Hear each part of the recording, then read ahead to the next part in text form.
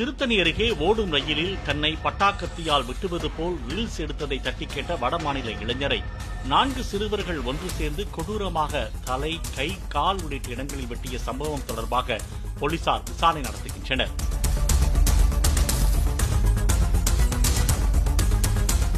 புறநகர் மின்சார ரயிலில் நண்பர்களுடன் சேர்ந்து பட்டாக்கத்தியுடன் ரீல்ஸ் எடுத்த ஒரு சிறுவன் அதே ரயிலில் பயணித்துக் கொண்டிருந்த மத்திய பிரதேசத்தைச் சேர்ந்த சுராஜ் என்பவரை வெட்டுவது போல் மிரட்டி வேண்டுமென்றே வம்பு இழுத்ததாக கூறப்படுகிறது.